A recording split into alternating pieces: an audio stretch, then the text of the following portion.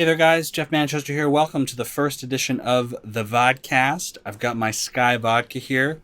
Got it in my glass right here. Check it out there. Some lime, some cranberries. I am drinking vodka now. I like beer, but this Christmas, my mother told me I was getting fat. So we've gone to vodka sodas. That's fine. Fine by me. Just great. This vodcast is really devoted to answering questions that I can't always answer in a full kind of way on Reddit and on YouTube when you guys leave comments and stuff like that. I wanted to create a space where I could get everything answered and really speak to you directly like this. So it's going to be on the YouTube channel. It would mean a lot to me if you shared this on Reddit or Twitter or whatever your social circles are. To ask me a question, you can tweet me at Jeff Manch and with the hashtag Vodcast, or you can write to vodcastpodcaster@gmail.com. And you can get in touch with me that way, and I'll let you know in the email that I've received it, and we can take it from there. So I have a table of contents right below in the description, so you can flip quickly to answers that you've asked questions to, so you don't have to sort of watch the whole thing. That's why I'm kind of doing this in video, because it's a bit more flexible than doing it in audio and putting it on iTunes, and there's so much stuff on iTunes. So we're going to stay here on YouTube. You can ask me questions on this vodcast about composition, about arrangement, about mixing, about mastering. We can do some mix reviews. A lot of people sent me in a couple mixes, so we'll be listening to those too. Anyway, let's get right into it. The first question comes to us from Alex M., who was my very first YouTube subscriber, so he'll get the first question. He writes at the hashtag vodcast on Twitter, what music initially inspired you to start composing? Well, Alex, thank you for writing the question. It's a great question. Basically, I was inspired by, I don't like big chamber music and orchestral stuff and John Williams and Hans Zimmer. I don't really like that stuff. I'm more into atonal stuff, the sort of new brigade of composers like Johnny Greenwood, these kind of people working with unorthodox instrumentation and sort of bizarre sampling and all that stuff. Those are the kind of people that inspire me. If we are going on the classical side, I like a lot of the modern composers like Avro. I think he's terrific. But yeah, I like stuff that's kind of out of the box and bizarre. And usually the people who fit that description have had some kind of past life in pop music. So for example, Cliff Martinez, he was one of the original members of the Red Hot Chili Peppers, I believe. And his stuff, I mean, it's incredible. It's in Drive, and I think Solaris he did, and it just doesn't sound like anything else. And I think it's because he's not from the composing world that his music sounds so unique and interesting. And so it's those kind of scores that I'm looking toward for inspiration. That kind of music really sort of sticks to me and speaks to me. There's nothing wrong, of course, with big, powerful orchestral stuff. And of course, the most popular films now are superhero movies, and you seldom hear like a weird marimba theme in those. It's all just big, heavy string stuff, and I like that every now and then, but I prefer sort of the weird and wonderful underbelly of composers. And I think so Johnny Greenwood, Avro, we would have Cliff Martinez in there, and Para One I really like. He's French. Anyway, I really like people who have had some kind of career in electronic or pop music, and they're dipping their toe into composing. I mean, Trent Reznor is a great example of that. Sort of the new brigade of composers who are really sort of changing the way that people think of film music and music for television or whatever. I really like that stuff. So that kind of music is what first made me go, oh my gosh, this is the kind of music that I really like and I'm trying to make. Maybe I could make it for film and television and all the rest of it. So hopefully that answers your question. Weird and wonderful stuff. That's what I really like. And you should go explore those guys if you haven't already. You followed me on Twitter. You seem to be a pretty knowledgeable guy when it comes to music and composers and stuff. So chances are you already know them. But if you don't, please check them out. They're great. Okay, the next question comes to us also on Twitter. Penny Lane or Maddie D used the hashtag Vodcast and asked me two questions. Greedy. Anyway, the first one is, what's something you wish you'd known when you first started as a composer? And the second one is, what is your favorite part about the composing process? So let's answer the first one. I kind of wish that I knew what kind of music I'd be composing, because when you first get your gear and your computer and let's say a patch bay and all the rest of it, you're like a big rocket ship that's like sucking up everything. I'm like, I want this sample pack, and I want this string library, and I want this, and I want this. And I found that I ended up using maybe like 40% of that stuff, and I wasted a lot of money. So I know a lot of people are torrenting and all that stuff. I'm one of those people that just buy stuff because I really like to have like a clean system where everything works. And if there's a problem, I can contact the developers and all the rest of it. I spent a lot of money. So I kind of wish that I had a more narrow focus when I first started so that I could really make sure that I budgeted properly and I had money left over for things like food and recreation and leisure activities and all this stuff, because I really blew everything on the wrong stuff. The other thing I wish I knew is I wish I had a better understanding of all the non-musical elements that went into composing. So not sample packs and all this stuff, but just like what kind of monitors I should buy, the fact that I should treat my room, how to treat it.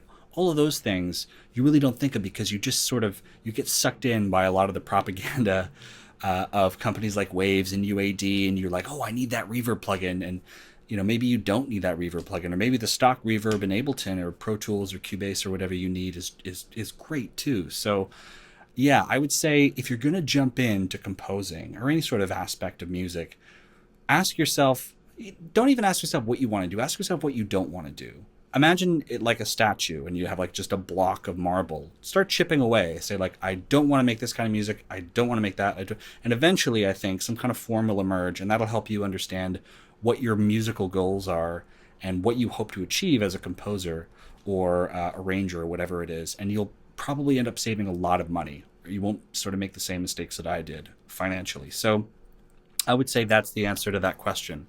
Really know what you're getting into before you start spending dough, because it's a very expensive game, composing. The next thing, what's your favorite part of the composing process? Usually my favorite part is, okay, I really like it when, and this is what I do often, I'll send off a 15-second sample of a cue that a client has asked for. Let's say the cue is like 2 minutes long. And my favorite part is when they get back to me after they've heard it, because I'll send it like through email or something, and they're thrilled and they're like, I can't wait to see what you come up with next. That is the right direction, whatever. When I have that kind of motivation to continue along that path, that really gets me excited and makes me feel confident in what I'm doing. It's kind of like walking around like, in a tunnel with a torch when you are first starting a track, because you're just like, oh my God, is this going to work? Is this going to work? Maybe I'll throw it into a minor key instead of a major key, or maybe we'll switch from like a piano to a clarinet. I don't know. It's really scary. So when you get that first confirmation that you're on the right track, it's a good warm fuzzy feeling inside, and you're just like, yeah, this is what I'm supposed to be doing. This feels awesome. So I'd say that first sort of glimpse of optimism and positivity coming from the client, that's the best part of composing. Okay, thank you very much, Maddie, for those 2 questions. Next question. This one comes to us from Gabe Sinhoran? Sinhoran? I don't know. Whatever. Gabriel. Really cool name, by the way, Gabriel. He writes and he says, and he wrote to me on the Vodkast podcast or Gmail email. He says, hey, Jeff, loving your YouTube videos. Looking forward to the Vodkast. Anyway, here's my question. Thank you very much, Gabe. I'm interested in scoring films. I've been composing music for a couple of years now, but only in the traditional song sense, never a soundtrack. What's the best way to get used to the process of scoring films before actually scoring one? This is a great question. Thank you very much for asking it. Before I was doing composing and stuff, I was in a lot of bands in high school.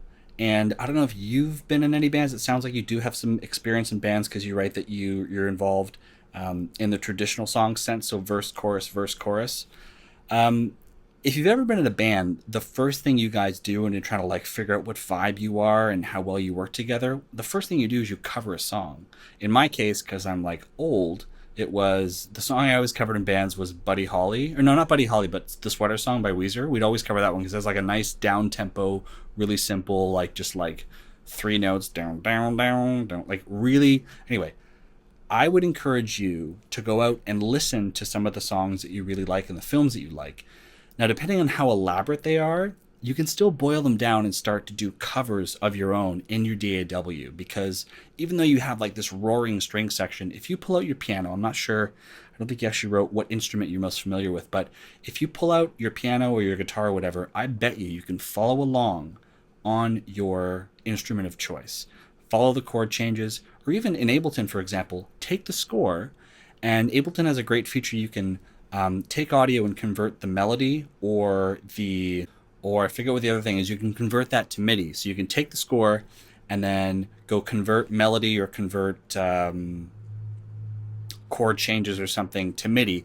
And then what Ableton does is it sort of intelligently distills all the musical information and then it throws it down into MIDI so you can find out exactly where the notes are. Start from there. Like, start using the tools that are in some of the more sophisticated DAWs. I think Logic has this too. I don't know if Cubase does, but this will give you a good sense of where the chords are, and you'll start to understand that even though it might sound kind of daunting and sort of all over the place, it's really just basic chord structures and notes. And if you start listening more and more to scores and film music, you'll realize, just like in pop music, your ear's going to start to go like, oh, I'm listening just to the bass line now. Or, you can focus and just listen to the drums. You can do the same thing with scores, depending on the score, however. I mean, non-pop oriented music is a bit trickier because we're playing with time signatures that are different and all that stuff. But really, when you're working with music for film, all the elements are still there. Like, if I listen to some of my favorite scores, I can bring it into Ableton and I can tap the tempo and there's a BPM there. It might not sound like it because, the strings are kind of flowy and there's no drums or whatever. But if you listen, you can conform that music to a beat grid and you'll realize, okay, just like a regular pop song, they're playing at 122 BPM. I'm just not hearing a big drum beat behind it. It's all kind of the same. So I would say do your best to cover some of your favorite score songs and use the tools that are available in DAWs. I mean, if you want to use Ableton's convert melody or whatever to MIDI, I think it's like $70 or something for Ableton Intro. And if you're a student, it's even cheaper. Or just download the trial of Ableton and try it there and see if that works for you.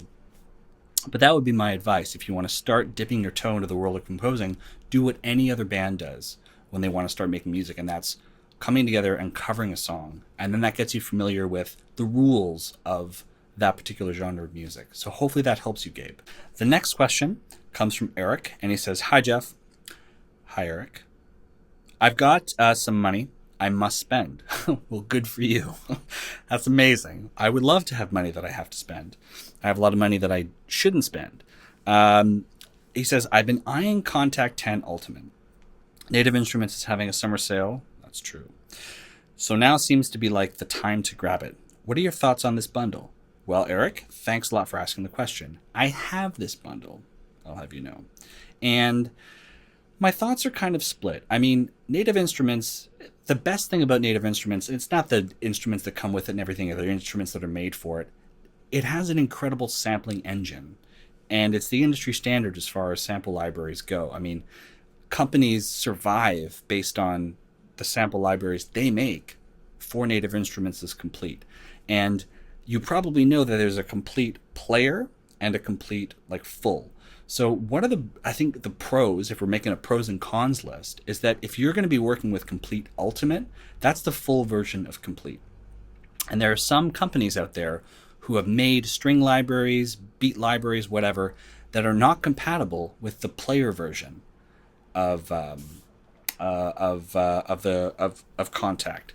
So you want to make sure that if you are eyeing, sample libraries or whatever that are only compatible with the full version, that, you're not making the mistake, you're not spending much money and going, oh my God, this is incompatible with Contact Player, however you want to go about the complete bundle thing. So just that's one plus, is that now you have access to a whole bunch of libraries that are only available for the full version of Contact, which is exactly what Komplete 10 Ultimate is. You also probably know that there's a Komplete 10 standard and then an Ultimate. And the difference between those two is that you have access to a whole bunch of, I'd say, cinematic or cinematically oriented instruments, like Session Strings Pro and Session Horns Pro and a bunch of other things that are geared more to people who want to make music for film, or they want to add some strings into like a pop track or a jazz track or whatever. So it's really an ideal bundle for people who are using instruments that are film oriented, and they have some great stuff, they really do. And there's also some really good drum stuff like Session Drummer and Studio Drummer and stuff like that. I would say that it's a really good value, but I would also say that if you wait, we're due for Contact 6 like any day now. I think Contact 5 came out like 4 or 5 years ago, and Native Instruments has really picked up in popularity and value and sort of prestige since then. And a lot of people are going like, okay, where's Contact 6? So Contact 5 has been around for like it's like half a decade, which is forever in the tech world. So you might benefit to wait a little bit. Now, a lot of people said this about 5 months ago when I, forked out the cash for Complete 10 Ultimate. They were like, well, we'll just wait because Contact 6 is coming out, and then there's going to be like a Complete 11, blah, blah, blah. And I was like, you know what, screw it. Because people have been saying that for like 4 years now. So I would say if you're ready to put the investment in, go ahead and take the dive into Complete 10 Ultimate. I use maybe 70% of the stuff that comes with Complete 10 Ultimate. It's a fantastic suite of instruments and stuff. And it's also great because there are things like the Transient Designer and some great EQs, some great stuff made by Softtube that model like LA2As and all that, and compressors and classic compressors. Those come with the 10 Ultimate bundle, and those are terrific. So there's advantages for not only if you're making film music and scoring, but if you're mixing and stuff like that. Very flexible mixing tools. But ultimately, you want to go in, take a look at the differences, because I think there's a grid on the Native Instruments page where you can see like 10 regular versus 10 Ultimate, and see if the extra stuff in 10 Ultimate intrigues you or not. The other thing is that Native Instruments just came out with, I think, 3 new string bundles. One is like orchestral brass and orchestral strings and solo strings, and like they're like $2.99 each American. If you're a full Contact owner, you can buy them. If not, they're like $3.99 or something insane. They are beautiful sounding string libraries. I haven't bought any one of them yet because I'm just kind of waiting to see if maybe they have a sale on them or whatever. You should know that those do not come with Complete 10 Ultimate. And this incurred the ire of a lot of fans of Complete. They're like, I'm spending all this money on the Complete bundle. This is a Complete instrument, and you're going to make me pay extra for it? You're going to give me a little deal? Like, why do I care? So anyway, you should know that before you dive in, the brand new sort of golden goose egg of cinematic stuff from Native Instruments is not totally available yet for Complete 10. It maybe never will be. You'll always have to buy it separately. The other thing is that there's an incredible piano that just came out. One of my favorite composers, getting back to Alex's question about songs and music that inspired me to be a composer. There's this guy named Niels Fromm, incredible German composer. He has his feet kind of in the composing and in the dance electronica scene. Amazing stuff. And he just did this piano with Native Instruments called Una Corda. And the thing sounds phenomenal. I swear I cry like whenever I hear it. Honest to God, it's so emotionally captivating and moving. And this has not yet been added to Complete. They'll probably add it in Complete 11. So just saying, if you want to wait and Complete 11 comes around as part of the, Contact 6 library, they'll probably add that library in. It'll be the same price, but you'll have to wait for another half off sale or something. But anyway, that is an amazing instrument that I really want to try. Again, I'm like you, right? Like I've been waiting on it on the fence to dive in, and I'm just gonna probably buy it down the road or something if they have a sale on individual Contact instruments. But that is a beautiful, beautiful sounding piano. I can't get enough of pianos. I have all the ones that are coming in. The other thing is that there's some great pianos in 10 Ultimate, but there's also a great piano by a company who I'm going to be covering a little bit more on my channel called Sonic Couture. They make a piano called the Hammersmith, and this piano is phenomenal. It's a very traditional, flat-sounding piano, but it's the best of the best as far as the classic piano sound. Beautiful grand piano recorded at Hammersmith Studios in London. Incredible. And they've got some great mic orientations that you can try. Anyway, so we're kind of getting off topic here. I could talk about this stuff forever. But anyway, Eric, hopefully that gets you on a path toward making a decision about whether or not you want to, take the plunge, because it is quite an investment with Complete 10 Ultimate. I'd say do it because then you have access to the full Contact instead of just the player, and now you're opening yourself up to some amazing libraries that are made exclusively for the full version of Contact. All right, next question comes to us from Simon Senvik, aka Shisagi? I don't know. Good vodka. I can't pronounce anything. He writes, just found your channel and you make some great videos. Thank you. Saw on Reddit you were going to do some vodcasts. I'd love to hear your feedback under the influence on a mix/master of this song I just made. Plus, no problem with you playing this. By the way, if you're going to send me something you want to mix, review on, I'm going to play it. Like 30 seconds just so everybody else can hear it. I really struggle with the instrument separation, he says. I feel like this is very sonically dense, and I'm really unsure of where to pan each instrument due to the fact that there's a lot of RP rhythms, bass sounds, and good vodka, that often tend to sound better when closer to the middle. My tracks get quite muddy quite easily. Realize that this might be hard to tackle just from the finished track, though if you need anything else, let me know. Also, in regards to the master, how to get a good audio clarity. This is a big one. Without everything sounding overly crisp. Not sure I understand that. But anyway, example, the weird stuff at the start can be unpleasant for the ears, but the crackles have a rhythmic necessity to them. Hoping I'm not too late with my reply, time zones. Anyway, best regard, Simon Sandvik. Okay, why don't we have a listen to Simon's track, and I'll give you my thoughts on those very specific problems he's talking about.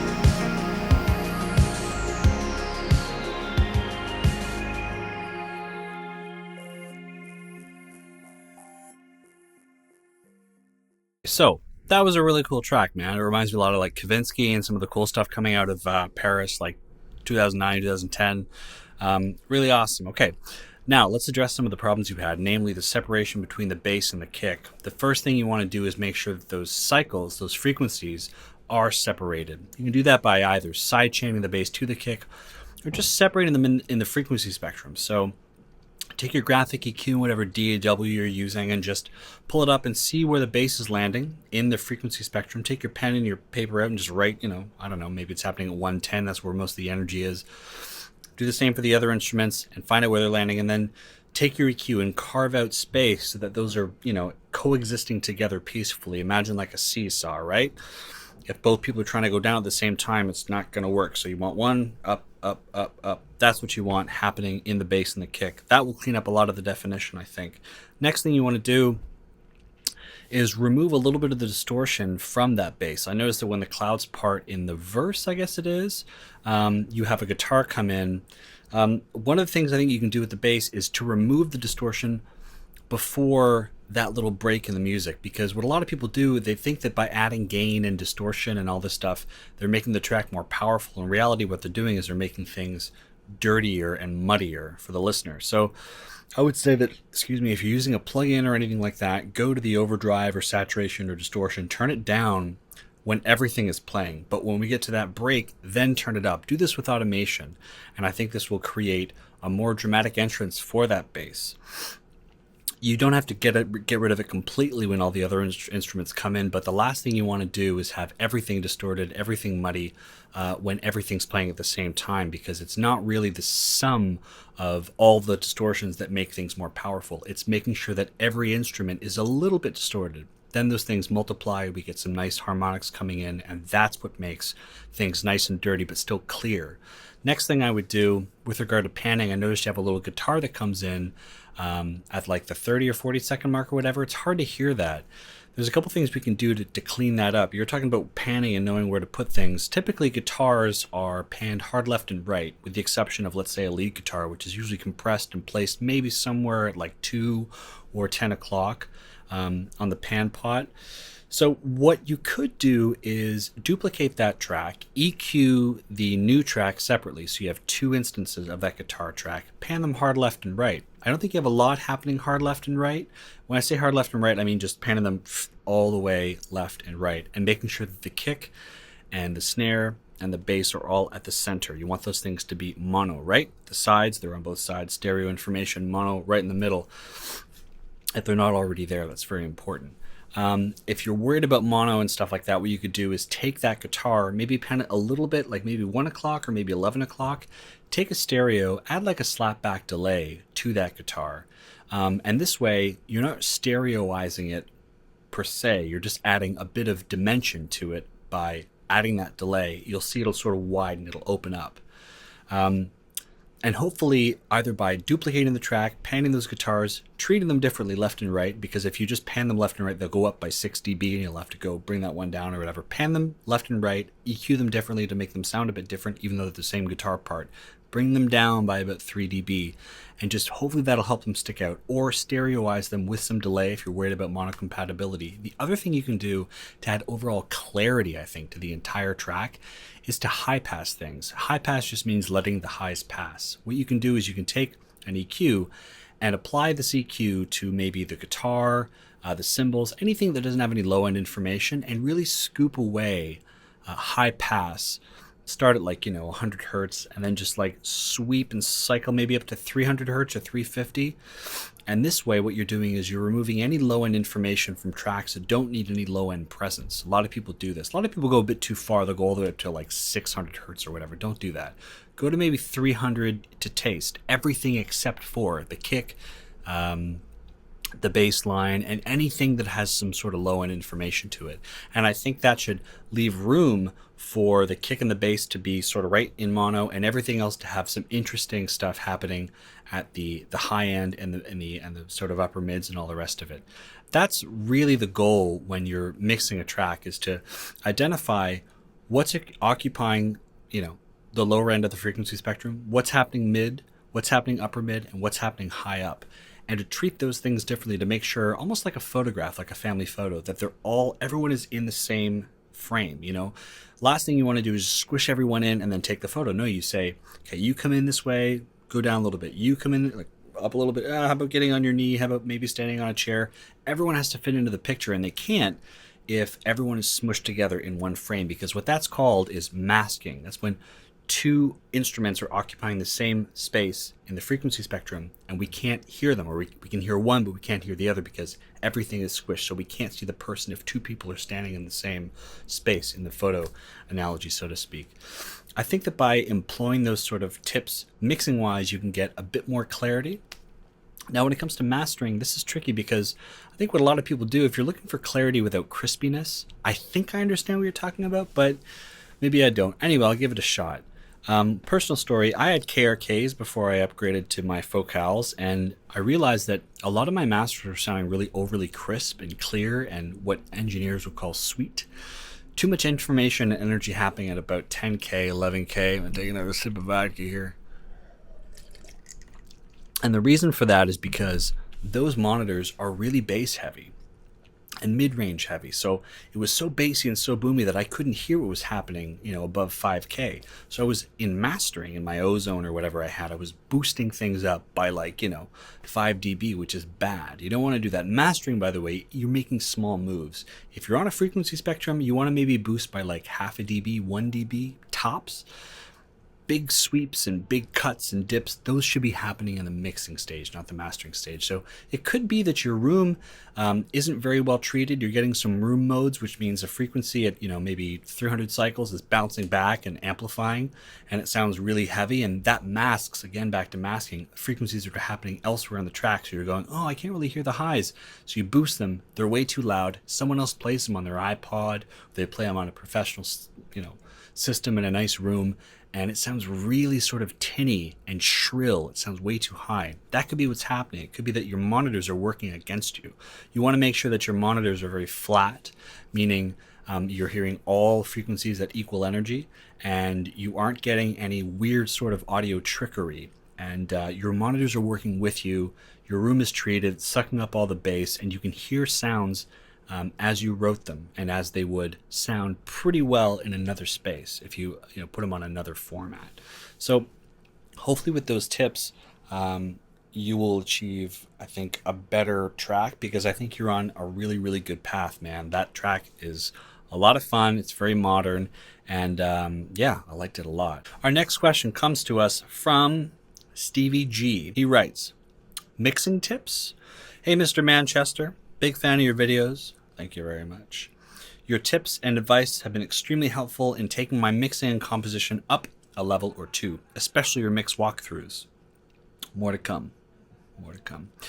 Noticed you were offering mixing advice for your upcoming Vodkast, and wondering if you'd like to give me some mixing tips on a track I've been struggling with. It's called Pog Liquor, working title, and can be downloaded from SoundCloud. We'll play a little bit from Pog Liquor. I can't seem to get a mix, he says, right, no matter what I try. The problem, to my ears, seems to be with the bass, which sounds either too bassy or too thin, depending on what adjustments I make.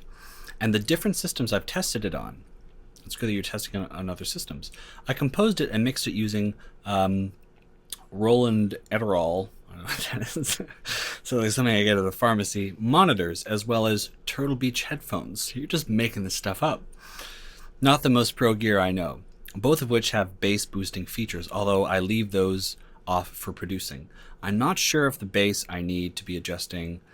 I'm not sure it's the bass I need to be adjusting, the EQ, or other elements that need cutting or boosting. Maybe you could help with trying to pin down exactly what it is about this mix that's sounding so off. If there's anything else about the track composition, for instance, or maybe it's too busy with other instruments and places, or could use more elements in other places, feel free to comment. I'm thick-skinned and not really particularly attached to this track after abandoning it for a while now. If you'd like to help out with some advice, I'd be grateful, and of course happy to use any part of this track for the Vodkast. Looking forward to the show. Unfortunately, being in the UK, I might not be able to tune in live, but I'll be able to catch it as soon as it's available on YouTube regardless. Thanks, Stevie G. I love England, and you don't have to worry, because not doing any live stuff. I'm not a live guy. Take a sip. Let's listen to your track, Stevie.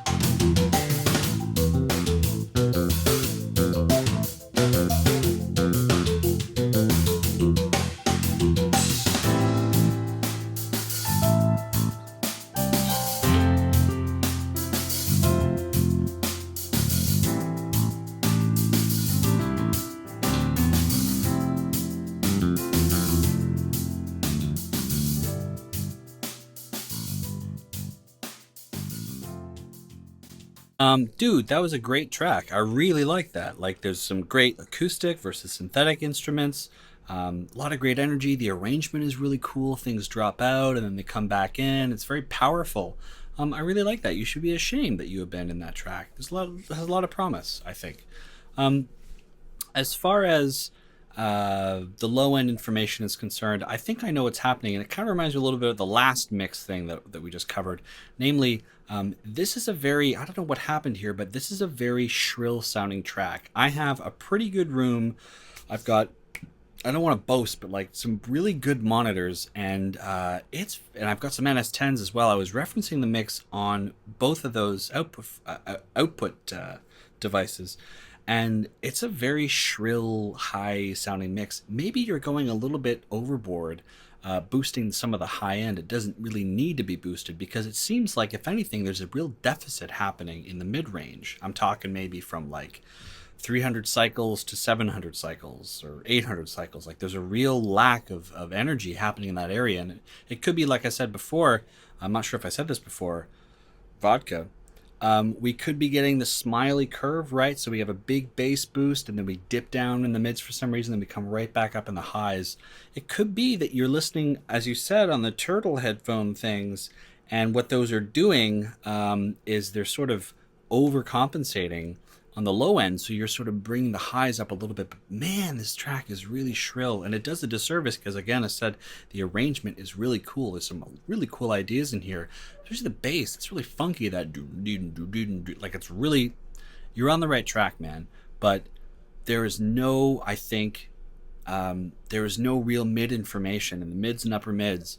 And that's causing a problem because all we're getting is a lot of bass and then masking of a lot of stuff that's happening further down the spectrum with all that high-end information. I think we can remix the track a little bit to make sure that all those instruments, the bass, the drums, all those things are fitting and they're where they're supposed to be frequency-wise. I would say that, I would also recommend high cutting and high passing some of those instruments that don't really belong in the low end. So, if you have the stems to those drums, I would say, get on that snare, high pass it a touch. Get on those hi-hats and all the high pass them a little bit. Make sure the bass and the kick have enough low-end information in them so that they're poking through. Maybe compress them a little bit, not too much, because people always go overboard with compression. And maybe apply just a bit of a dip on the high end if you're mixing everything onto a drum aux channel. So if you're sending all the drum information to one channel, take an EQ and just bring it down a little bit, because the overheads and the hi-hats and the cymbals are way too bright, way too shrill. You've got great stuff happening in that bass, and you've got some also really cool stuff happening in the panning too. Like you have these little sort of like things happening like left and right.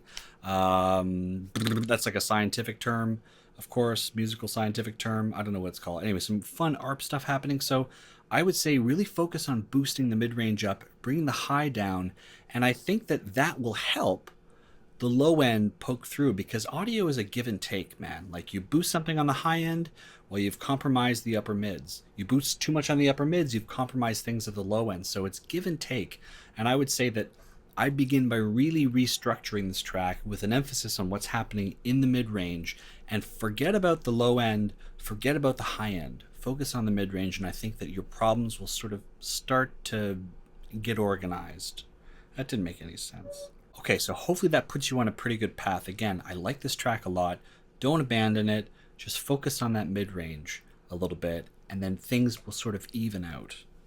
The last question we have is from René Pierre. Hopefully I'm pronouncing that right. He says, as a junior composer, I would be interested to know more about, and then he asked a couple of questions, and I very politely asked him just to sort of specify one. And his question is basically, he says, the hardest thing for me right now is how to chain different parts of a song together.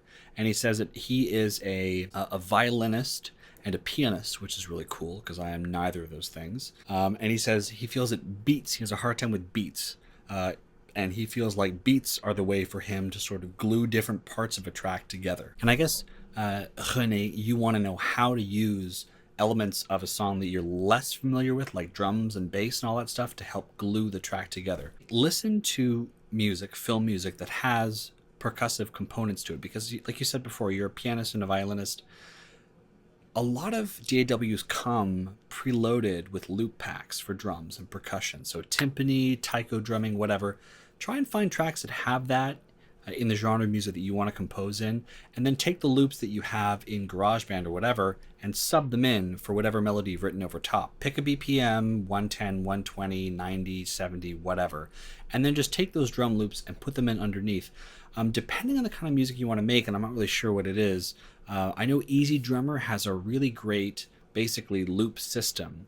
Look into that. They sometimes have sales. They might have a student discount where you can record a guitar line or a piano line or a violin line even, pick your BPM, and then depending on the genre of music you're making, you can just sub in Easy Drummer drum parts, and that it's kind of like a sort of like a drumming for dummies sort of thing. I don't mean that in a negative way. Some of us are more comfortable on other instruments, but it's a good way to sort of get you familiar with what the drums should sound like depending on the song that you're making, and then you can just listen to them and then program your own drums in Ableton or whatever DAW you're using. But I feel like the key, of course, to a lot of songs as far as gluing them together is in the drum track. It's the backbone, it's the beat of a song. So I would say go to Easy Drummer, download the trial. I think it lasts like 14 days, and then you can get acquainted with whatever genre of music you're making, slide them underneath, write a little part, and then you can sort of hear what works and what doesn't work, and then you can program drums on your own. A lot of people don't even if you know what you're doing with Easy Drummer or Ableton or even Studio Drummer and Native Instruments. I think there's another drum pack by Tune Track. I forget what they make, but it's Superior Drummer. A lot of tracks you know and love are replaced by samples. It's called sample enhancement and replacement. And there's no real drummer there. It's just those VSTs and those software libraries. So you'd be surprised at what you can achieve as far as realness with those tracks. So I would say listen to tracks that you like, learn where the bridges and pre-choruses and choruses come in, and then try and compose something either on the violin or the piano. I see the piano as probably a bit of a safer instrument for you. Then go into Easy Drummer, sub in those drum parts, and find a flow and a sound that works for you, and then try and recreate that on your own, or just go all in with Easy Drummer. They have like hundreds of different genre sound packs for drums, and they're very realistic and very tweakable too. And then go and look up a tutorial on drum mixing, and you can learn how to really EQ things like snare and toms and New York style compression and all that stuff. So I think that hopefully should help you get on a good path. Okay, oh my goodness, my drink is empty. I think that's it for the very first edition of the Vodkast. If you liked what you heard, if you found it helpful, leave a comment, like it, but it would mean a lot to me if you took this and shared it on Reddit or shared it on Twitter or shared it in whatever circles you have. That would mean so much, because I could get a lot of views, and then I could use those views and go to a company, because I've been in talks with a couple different companies, and say, hey, I have this many people watching the Vodkast. I would love it if you could help me give away a plugin to one person who asks a question. That would be awesome, right? Free plugins, free gear. That'd be cool. So like, subscribe, share, blah, blah, blah. If you want to ask me a question, you can ask me a question at #Vodcast on my Twitter, which is @JeffManch, or you can write me at vodcastpodcaster@gmail.com. That's it for me. Keep the questions coming. I'll keep the vodka flowing. Bye.